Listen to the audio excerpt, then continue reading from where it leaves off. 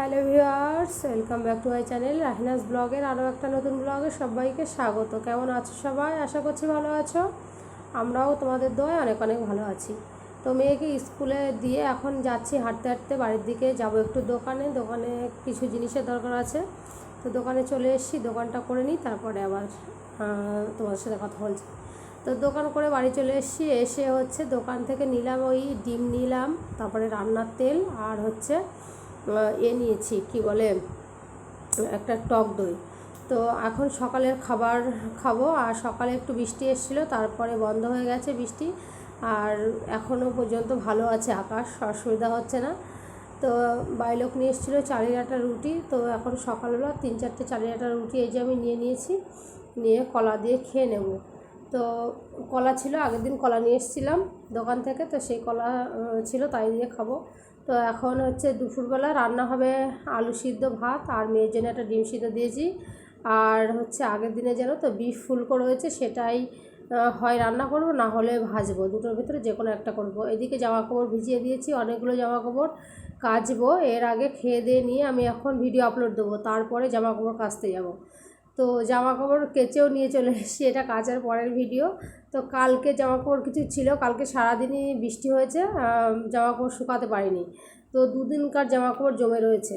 তো এখন একটু অল্প অল্প রোদ্দুর হচ্ছে বলে উল্টে পাল্টে শুকিয়ে নিচ্ছে, আর এখানে ঘর বাড়ি এর আগে ঝাড়টাট দিয়ে যে ঘরটা মুছে নিচ্ছি, মোছা হয়ে গেছে, আর হচ্ছে ফ্যানটা চালিয়ে দিয়েছি, শুকাচ্ছে তারে, আর আমি রান্নাঘরে চলে এসেছি।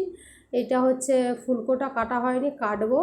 তো তার আগে হচ্ছে আমি এই যে পেঁয়াজ ঝাল কেটে নিয়েছি, আর এই যে আলুটা একটু গোটা গোটা করে ছোটো ছোটো করে কেটে নিয়েছি।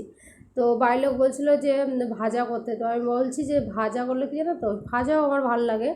তো এখন ভাবছি কি রান্না করব, তাই তেল দিয়েছি কড়াইতে, তেলের উপরে ওই যে পেঁয়াজ আর ঝালটা কেটে রেখেছি সেটাই দিলাম, আর আদা রসুন পেস্টও দেবো সাথে।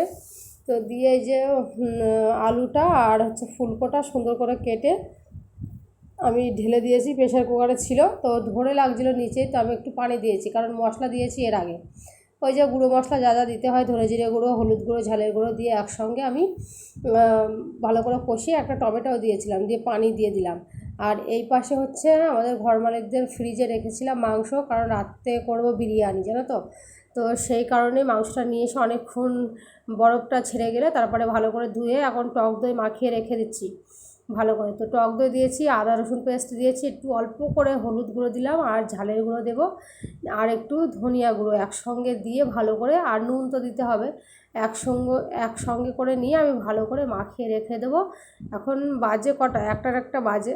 তো ভালো করে মেখে রেখে দিলে পরে প্রেশার কুকারে একটু সিদ্ধ করে তারপর কষিয়ে রান্না করব, তারপরে তো দমে যাবে, একদম পুরো সফট হয়ে যাবে।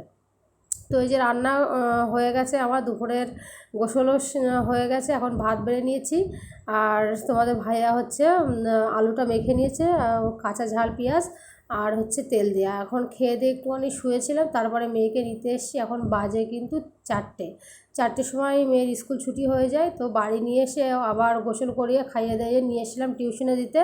তো টিউশন থেকে এখন ওকে দিয়ে আমি যাচ্ছি বাড়ির দিকে। তো বাড়ি গিয়ে রান্নাবান্না করব, আবার হচ্ছে বাড়ির লোক ঘুমাচ্ছে, ওকে ডেকে দেবো, ও আসবে মেয়েকে নিতে, আর আমি ওদিকে গিয়ে রান্না করব।